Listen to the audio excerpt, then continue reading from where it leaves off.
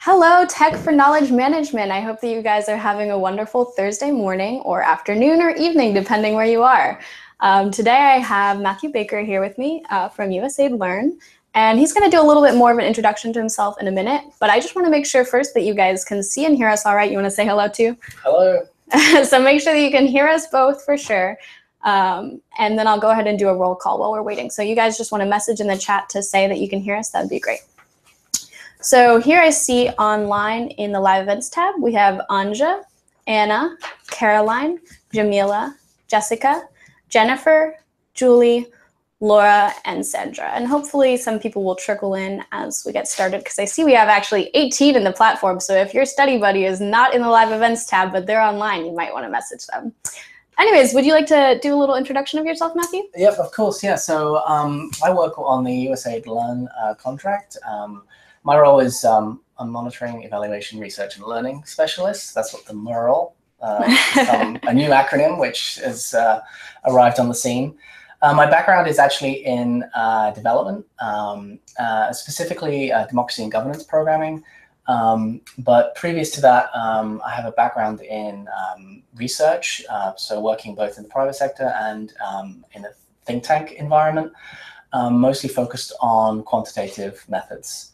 And so that, as the presentation proceeds, you'll probably pick up on that a little bit. And I've also lived and worked in both Burma, Myanmar, and Sudan as part of my previous roles. Oh, wow, exciting. Very cool. Cool.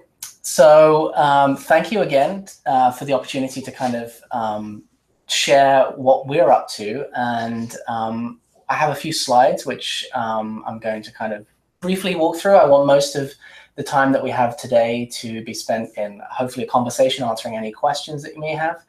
But I just also wanted to start with basically a kind of brief, the operative word being brief, backgrounder on what Learn is. And so basically Learn is focused on improving the effectiveness of USAID programs. And we work with some specific bureaus within USAID that focus on the policy-making functions. So a lot of our work is basically helping to build the capacity within USAID of integrating what is known as CLA, which is another. We have talked about these acronyms. Okay. We've been trying to figure out, as we go on, I'm sure that you'll go over this, but we're trying to figure out this overlap between monitoring and evaluation, KM, and CLA. So I'm sure that'll come up in your presentation. Sure. Yeah, no, I'm sure. Just so you know, for background from everyone. No, of course. And I think as I show the future slides, you'll probably see and pick up on some of those intersections.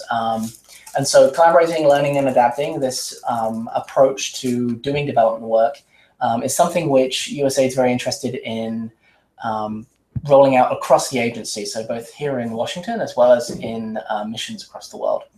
And they do this through something they call the program cycle. This is a big, heavy emphasis of their policy-making function. And so our role is basically helping with both products and services, including some of the things that we'll talk about shortly, that basically support strategic collaboration, continuous learning within and between both USAID, other donors, as well as the implementing partner world, as well as supporting adaptive management competencies within USAID. I'm not going to dwell too much on this, but just to give you a sense of what that actually looks like in practice, beyond all the acronyms and jargon, we have a set of two kind of halves in terms of our work. The first focuses on providing technical assistance and training and resources around collaborating, learning, and adapting CLA. While the second half, which is the top half of this little circle, is mostly focused on supporting processes and platforms. So both understanding, for example, the evidence base for the work for the CLA approach itself through advocacy, as well as providing our own monitoring, evaluation, research, and learning support for the program cycle, as well as platforms like Learning Lab, which, if you haven't checked it out, I would just put in a little plug. It's a great resource for especially for those interested in a lot of these issues around CLA, as well as adaptive management. There's a cool blog there to check out. But that kind of summarizes in very brief form how we do that work. terms of what we've done thus far,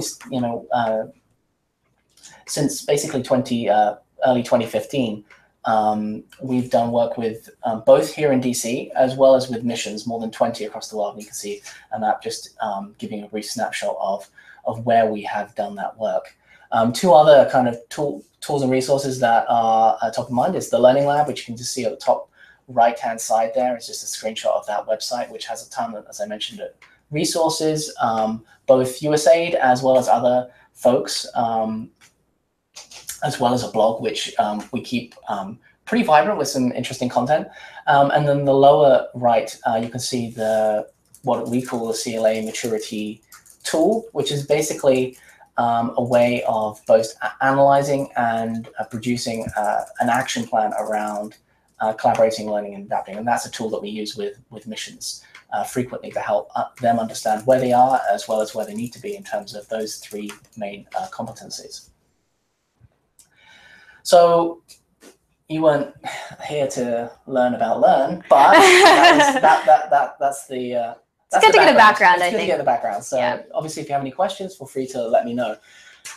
So a lot of our work focuses on helping to instill these principles, the principles of CLA, within a USAID. And a lot of those principles are around the knowledge about what the term actually means, because this is a relatively new term, certainly in development, but even within USAID. But also the types of practices, so sort of tacit knowledge that often is needed to be able to sort of understand as well as operationalize the principles of CLA. That knowledge is often embedded not really necessarily in formal networks, although it can be, but in our experience, it's been embedded mostly in informal networks within USAID. And so this is like individuals, both within missions,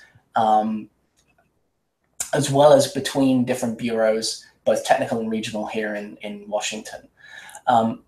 Yeah, I just wanted to jump in with a couple of things really quickly. Yeah. First of all, in our forums this week, we actually posted a topic about informal and formal networks specifically. So I didn't know if you wanted to talk a little bit about examples of what you mean by informal networks versus formal networks. Mm-hmm. And in addition, I would love to know how you created that network diagram, because we actually just had a social network analysis tool come in and present to us in class yesterday, and that was actually the tool Kumu. And I wondered if that was in Kumu or if that was a different one. Oh, so here we go. We have another application of Kumu. How exciting. Yeah, so Kumu, yeah, I mean, I'm happy to talk about platforms as well. I've dabbled in a whole host of different ones, some requiring a little bit more complex kind of coding, shall we say. Okay.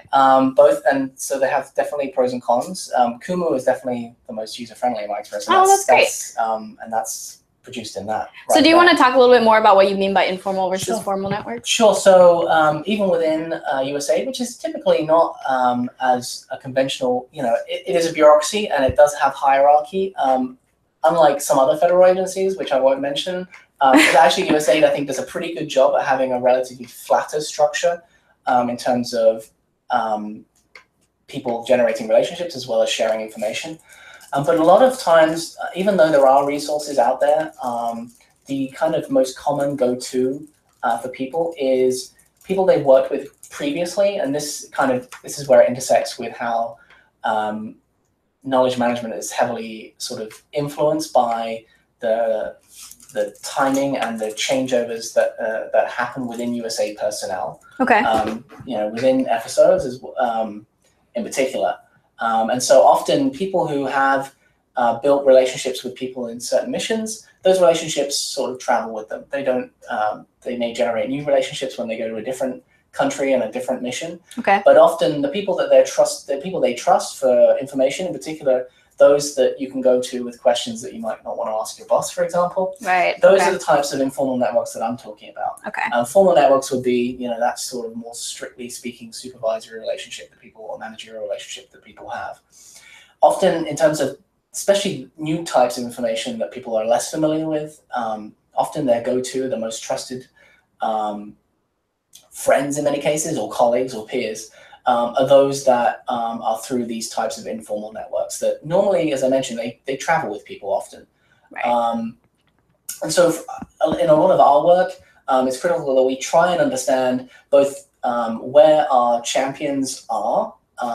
So and I'll mention this in a second, but our theory of change is heavily tied up with this concept of champions. So Right. having champions who understand what the concept is, who are well versed in how to do it. And that's kind of our change management approach to having the ideas and principles flow across the agency. Okay. And so understanding networks is both useful for us to sort of identify, individuals, as well as sort of appropriate tactics in terms of delivering results, as well as also just validating, this is a theory of change. Theories, in my view, should be tested. And so it's a good way of us to ensure that the ways that we think our program is working are indeed validated by the truth. And so that visualization is actually of shows the CLA champions across different bureaus within just USAID Washington. Yeah. And that's not, yes, so that's not everyone, because there are actually thousands of people. That's one of the challenges is actually even visualizing this type of thing is not easy, because the information about who works at USAID is actually not easy to find. Siloed away. Yeah, Anna Young is actually chiming in to add to this idea of this informal networks and how we build them. And she's saying that one thing kind of similar to what you were saying maybe about working on missions is that she's noticed within her organization that networks have emerged in international development when people have lived in the same place, particularly extreme type environments. Yep. So, and I think that is definitely true. And in particular, if the environment is, puts some level of stress on the individuals, but also where there may be other types of factors that may bring people together, either logistical or sort of external, where people have the ability to kind of generate those relationships. They're pretty strong. And if you look at USAID in terms of some of the missions in Iraq and Afghanistan kind of spring to mind, those types of relationships that are built in those environments definitely are used in the future, even when people move on to different places. Right. So I'll let you continue. and please, for those online, please feel free to chime in with your own sort of thoughts and insights on, from your own perspective. And so, as I mentioned, the theory of change that we have kind of focuses on the role of both creating new champions as well as supporting existing champions. And for us to be able to deliver on what we're planning on doing, which is helping support CLA across the agency, we need to understand both sort of facets of these types of champions, and specifically how they plug into existing informal networks. And so often we have different entry points, as well as different, from our own work, we have different levels of contribution, or we like to say, based upon what we're doing.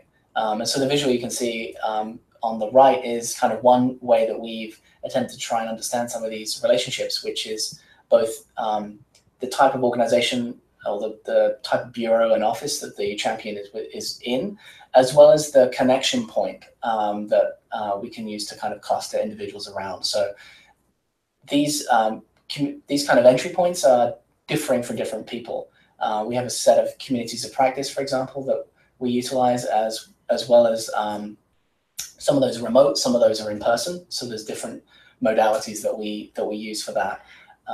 Yeah, and I don't know if I'm jumping the gun here or Please. not, but I'm just curious if you could talk a little bit more about what makes somebody a CLA champion. Is that somebody who holds the most explicit knowledge, the most tacit knowledge, somebody who's gone through a training in the specific topic that we're talking about, or what really qualifies someone as a CLA champion at USAID? So we have a spectrum that we try and tie people to. It's not necessarily, there's a set of criteria, but it's not quantitatively measured in that sense. But what it is, as you were alluding to, the idea of a champion being someone who has both tacit and explicit knowledge about CLA. Okay. So some people maybe through, say, our training or technical assistance may have more explicit knowledge without necessarily having the actual experience of going through it. Okay. Others may actually have the reverse. They may already be nascent kind of champions and are doing that type of work, but may not necessarily have the sort of the understanding around some of the tools and resources that Learn provides that could be useful to them. Okay. And so it's actually an amalgamation of both. And so ideally, we're looking for people who have both, but often people sort of have a strength or a pull in one of those two directions. Okay.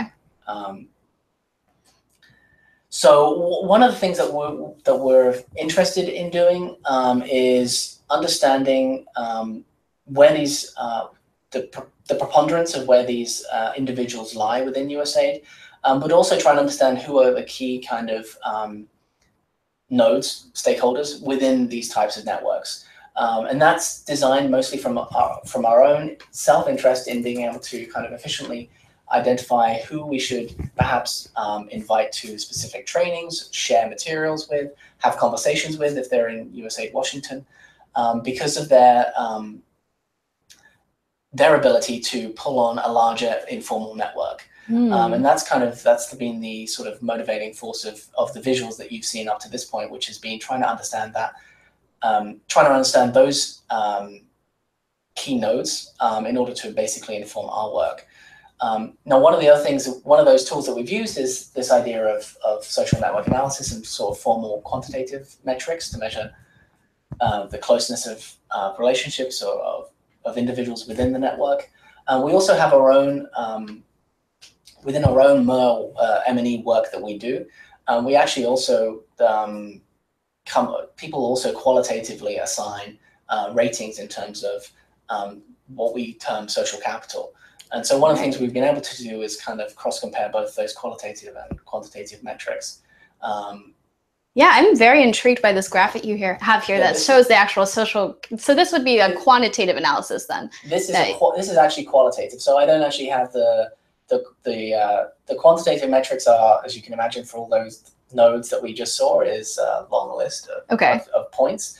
And so so what kind of things are factoring into what created this graphic here? So this is actually a qualitatively based upon a set of criteria that we use within Learn to basically try and assign general categories of social capital. And often we recognize that these are often influenced by people's personal experiences. They're somewhat subjective.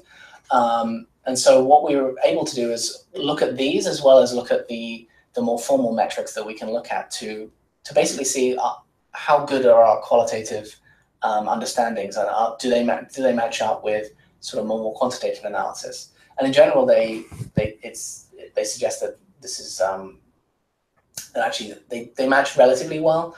Often the most interesting thing about the quantitative sort of analysis of networks is not necessarily just the metrics, but the ability to kind of trace the connection points. And so often in our work, often it's about rumor and folklore in terms of trying to figure out how did that individual get to know about this. And one of the benefits of kind of visualizing that information through the network map that we saw earlier is basically being able to come up with a better theory about what actually happened. Yeah. And that's very helpful because either that can help us reach out directly to that person and understand how they managed to get the information, but also understand how there can be key people within the network that that we can use to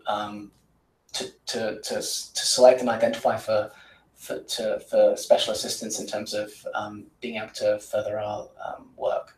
Yeah, and there's actually a pretty lively conversation that's going on in the chat box right now, because I think a lot of people are interested in this concept of what are these details behind these metrics that we're deciding, like what are the deciding factors that would allow us to identify who, for example, has all of this informal knowledge or who has the social capital, if we want to call it that. So I'm also wondering if you have like just a couple of examples of things that are going to factor into this calculation, as well as Jamila was talking about. She specifically was talking about where we have a lot of older people in her networks that have served there longer and have stronger networks, but it's not generally something that's actually like easily penetrable to get the knowledge out of them. So I don't know if that would rank high on the social capital score then, or if the social capital score is also calculating in for like the knowledge being transferred to other people. So if you just want to speak to a little bit more about what you're sure. So often, that'd be great.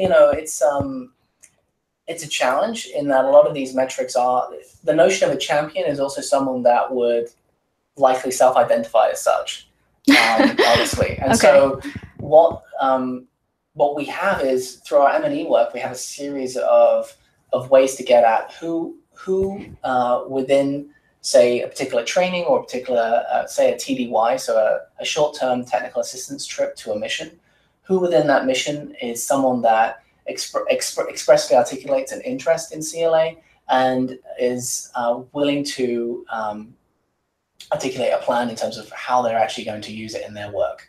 Okay. And often it can be as simple as that.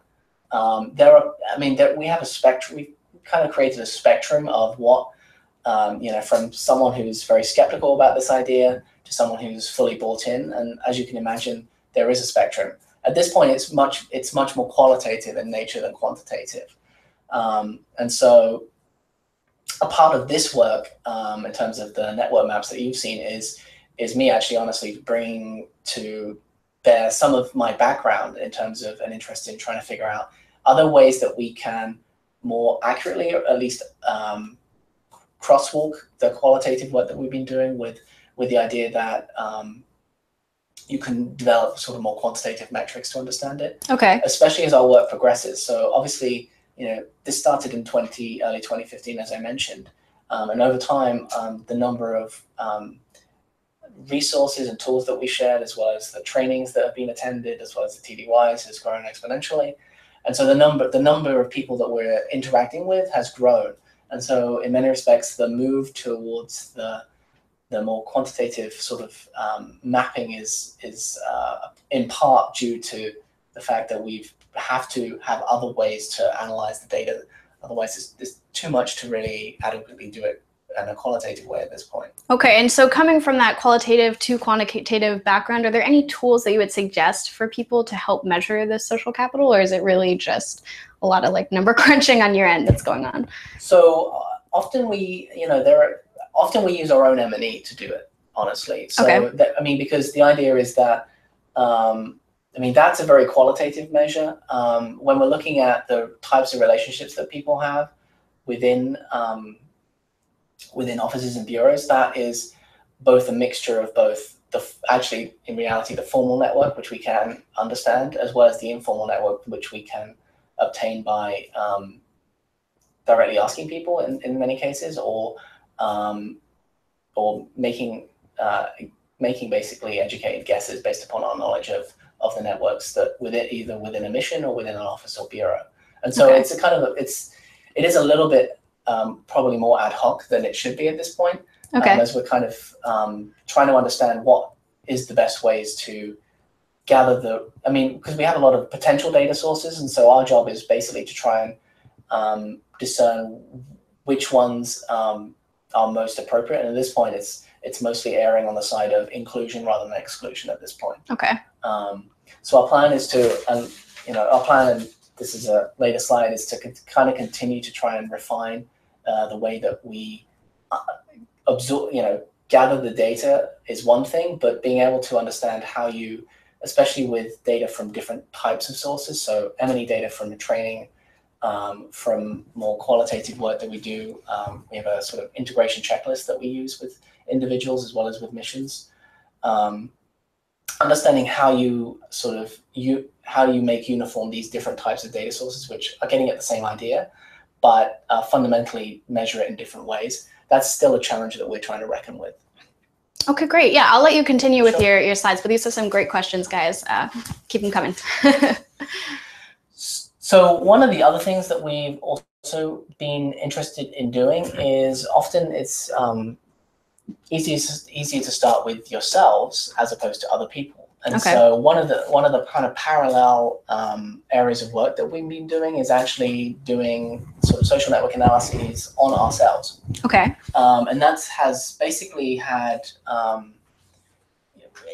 it has two purposes. One is to kind of refine the way that we think it's appropriately used for our work, but also we've been using it to basically try and understand better the flows of information within our own team, to identify basically potential opportunities to improve both communication as well as collaboration. And so this is a project that's been going on for a few months now, and on the right, it's all anonymous, obviously, but what we've been looking at is the flows of work-related information between individuals within our team. Okay. And so the blue line here is actually the relationships, the flows of information to, and the red lines are from. The nodes being basically the larger the node, the more connected the individual is for both of these flows of information within the network. Okay.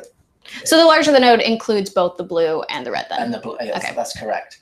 And so we've been using this, whenever you get into this type of work, there's always a question about privacy of information. And that even applies to our own team as well. So in due course, actually, I'm going to be presenting the results of this particular analysis. But a lot of it's going to flow through, our leadership team first. As well, it's going to be anonymized as well, which is one of the challenges in doing this type of work often is letting people know about how influential they are or are not is a somewhat sensitive matter at times. Right. Definitely true. But so what the purpose of that has obviously been also we're able to look at not just individuals, but groups of individuals, even within our team, who work on particular projects or have particular functions. So our project management unit, finance, or particularly kind of the folks who specifically work on a particular work stream around capacity building, for example. And so that's the way we're able to analyze this information and share it more broadly, even within our team, is using sort of aggregated statistics around some of these key metrics. So looking at the number of degrees, for example, the number of connections people have with each other, the closeness, the centrality sort of metrics of understanding how close people are to other people within the network. So these are the types of somewhat more quantitative metrics that we've been using to try and understand. And often the individuals within the network that we have, although in many cases people who are influential on one metric are also influential on, score highly on one metric, also do on other ones. The interesting thing is where it highlights the disjunction. So where an individual, for example, has the greatest reach across the network, even though they may not be particularly well connected. And that is often indicative of someone who occupies a particular space within the network that allows them to allows them to spread information widely, even though they, as an individual, may only have a few connections. So that could be, if you were to, our hope is to try and translate some of this internal work into our external work with USAID. Okay. So in terms of the understanding of how you can, with the qualitative work, sort of quantitatively also sort of map on who these are the universe of actors that we should be definitively sort of seeking to work more closely with or share specific types of information with. And so that has been our goal.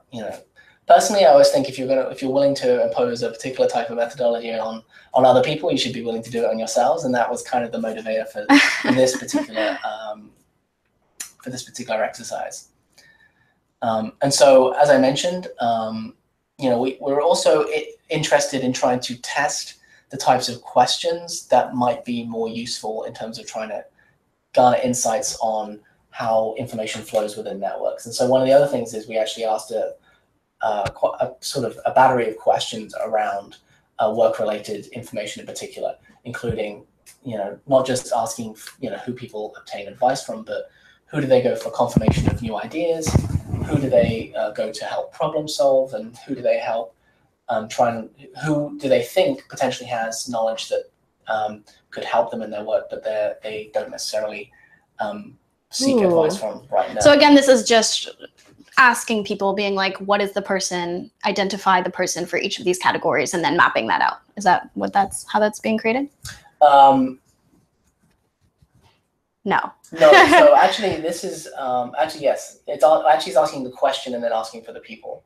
Okay. So there are two different ways of doing the types of questions. One is you basically ask a question around, so who do you get advice from, and then you have the opportunity to basically select individuals that meet their criteria. The other way is just asking about specific individuals and then just asking, more refined set of criteria around, like is this person your friend? Or do you seek this person? Do you seek, work-related information from this person? Okay. So I just wanted to make sure I was. Yeah, thank you. Yeah. Thank you for that clarification. So there's a couple ways to do that. There's a couple of ways of getting at it.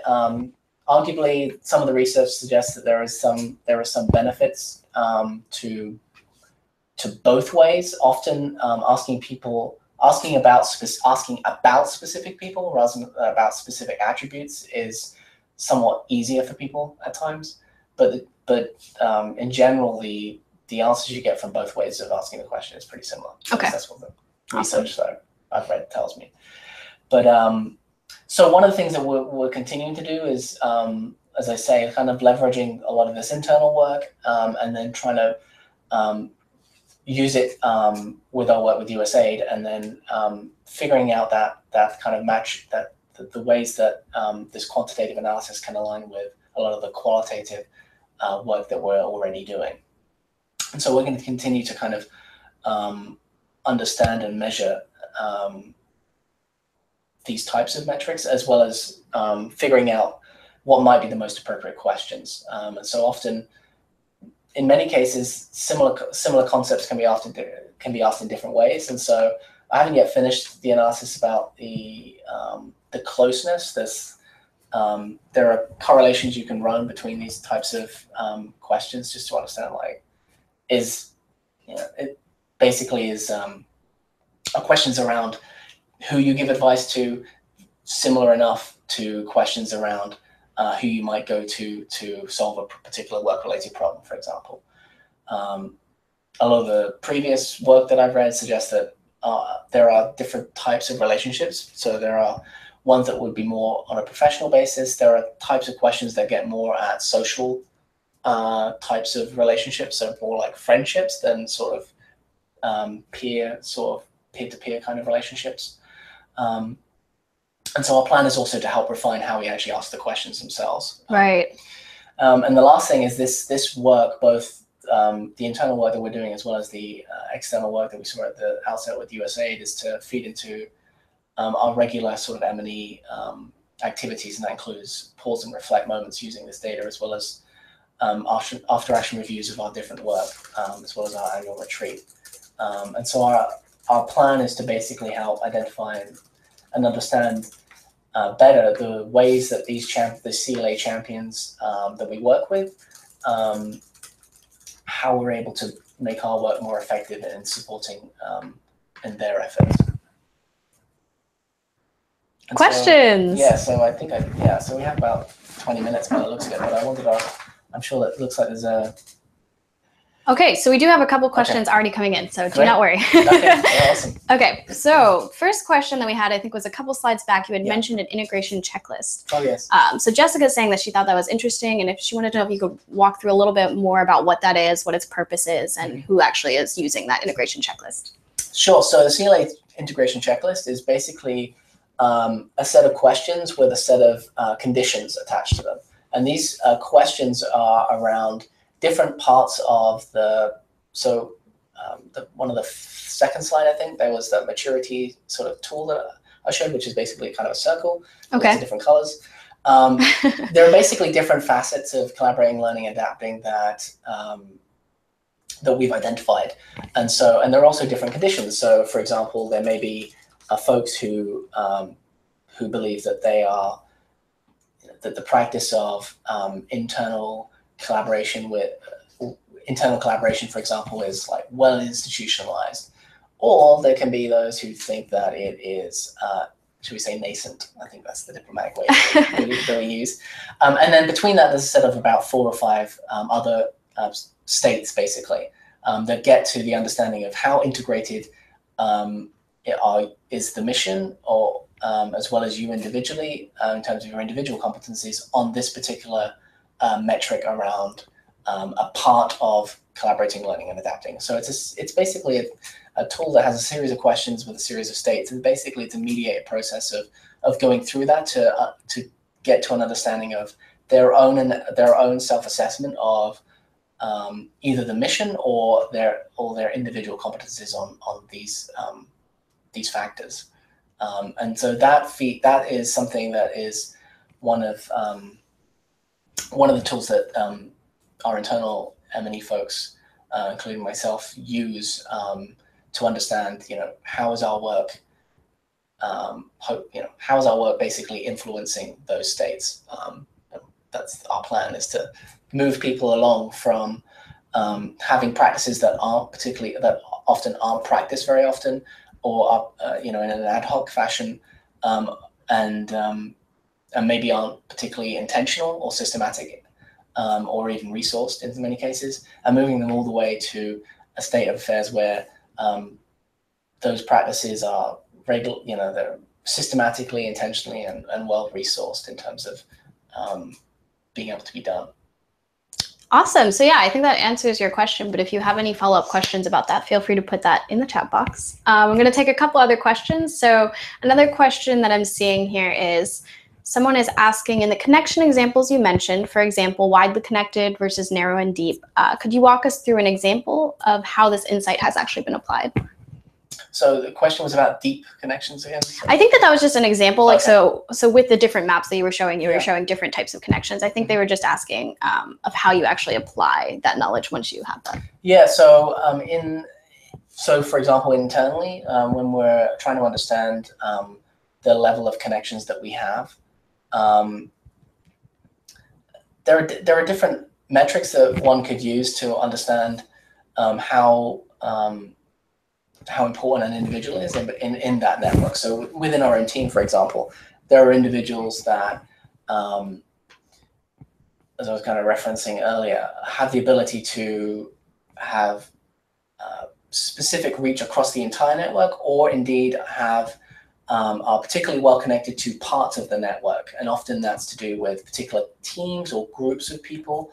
And so when we're analyzing our own work, that's actually been helpful to understand, for example, how do we share information internally? And so understanding that there may be a particular individual that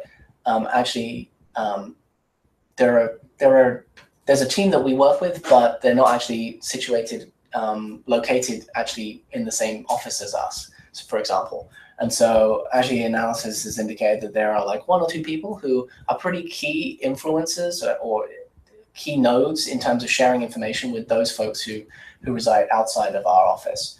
And so in our own work, that helps us understand, and this is something we're already beginning to do, which is ensuring that those particular individuals have the information, that we're proactive in sharing the information that we need to get out to them, for example. And so similarly, that is something which we're hoping to do with the larger USAID network, which is figuring out if there are particular parts of maybe offices or teams within USAID Washington, for example, that have a lower number of champions, for example. Mm-hmm. But we know that a particular champion has just moved from that region, and our understanding is this, and as we map out that those relationships still hold, that's the type of information that we can leverage to ensure that we actually go back to that individual and have specific asks about trying to help facilitate the sharing of information within an office or team or even a bureau that we know to maybe have less champions available to kind of share those types of tools and resources or practices with them. So for us, it becomes a way of trying to figure out how do we better target the folks that need our support and assistance. Great. And I think that this is kind of building off of that, but maybe a little bit in a different direction. Jamila is wondering if you have any examples of incentives that you use for people to engage, especially those with deep knowledge, but maybe disengaged. Yeah, that's a good question. It's a challenge because we're also, contractually as well, there's challenges in terms of offering certain types of incentives. Right. Often we found that, we use a lot of different modalities for types of communities of practice and groupings of people. And the relationships that they've built have been quite critical in encouraging people to stay connected, if that makes sense. And so often, we also try to make things fun at times, because, as much as people are getting useful information and resources out of participation in, say, a particular community of practice, as much as we can also make that experience interesting and and maybe even fun, dare I say it. I think so what does that look like? What looks like a fun way to set that up? What's an example you've had? I mean, we do a lot of, it's the process as well as the product. And so the product, some of my colleagues, we do have a heavy reliance on visualization as well in general. Okay. And so even the conversations that often happen are visualized. You've got the graphic notes that people have probably seen around. These are that's a kind of a small example, but even within the process related, so the types of meeting setups, often a lot of them are heavily interactive in terms of activities and exercises that we basically create and generate. And so that's been kind of our handle on how to sort of incentivize people. There are likely, to the question that was posed, I think there are a lot of people out there that may not be as engaged as we might like, that may still have a sort of interest in this idea of CLA. Mm-hmm. And that's something we're continuing to figure out, is how do you, I mean, our challenge often is not just incentivizing people to continue to participate, but it's actually trying to figure out who within the universe of USAID staff, for example, which is what we're talking about in our work, who is potentially of interest that we should engage with, because there are thousands of people, and that's often our challenge. Often, once we have them sort of engaged in a couple of different modalities that in terms of our work, then it becomes a little bit, the incentives are already kind of inbuilt for them in terms of career and professional development, because one of the benefits that we've been able to leverage in our work is that the whole idea of CLA is actually now embedded in policy. Okay. So within the USAID sort of environment, and I appreciate this is different from other places, the way that other places might work, but within USAID at least, that has a lot of weight in terms of natural incentives for people to try and figure out what it is and then how it might apply to their work, and then proactively seeking out opportunities to improve their own kind of professional competencies. And so that's been quite useful for us in terms of not just us going out to attract people, but having people just coming to us as well with sort of specific requests and asks. Yeah, thanks. I think that really covers Jamila's question. I'm going to take a couple questions now and kind of group them together. I think people are really interested in a lot of the resources that you talked about throughout your presentation. For example, the integration checklist, also generally questions that you were using to generate some of those qualitative questions that we were talking about. So they were wondering whether either the ones that you use, or if you know of any public resources, if those are strictly internal resources that they could actually look into to try and develop these themselves. That's a good question. So yes, they are strictly internal. Yeah, is that the first part? No, yeah. So to answer that question, I'm not sure, honestly. I believe that they are internal, but there may be most of it are internal M&E. There may be similar types of resources that the Learning Lab has that may be relevant. So I'd have to come back to you on that one. But I believe that they are internal. So.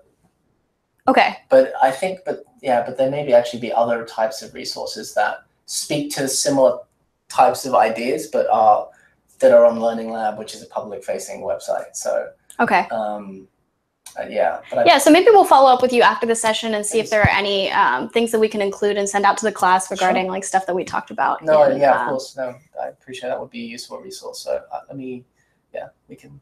That sounds great. Awesome.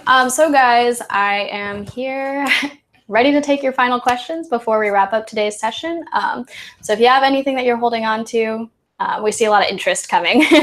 Laura's saying, would love to have it. These are great, effective tools for institutionalizing approaches from Jessica. So I think a lot of people are really interested in what we're talking about today. And as I say, the challenge is, and it's something we're still trying to figure out, is basically how do you marry that quality, how do you marry the qualitative and quantitative approaches? And I suspect that, the way that we'll do it is we'll actually just be using both of them. But because they serve slightly different purposes. But being able to kind of crosswalk them against each other, I think from our perspective will be useful to both validate our theory of change, but also even our own sort of monitoring data that we're creating by being able to say, like, actually, that qualitative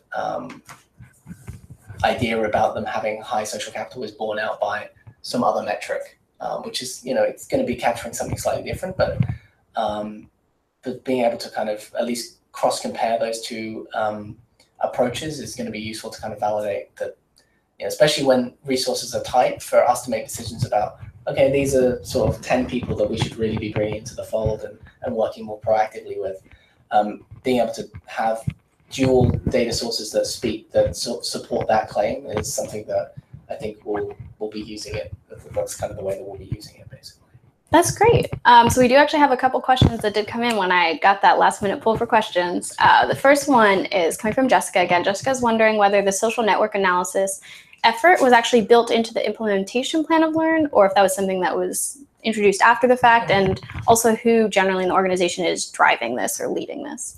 Yeah, so that's a good question. I mean, it wasn't in the original implementation plan. This is something, I mean, we're very fortunate that we have a very understanding client. But, we actually have 6-month work plans that we produce.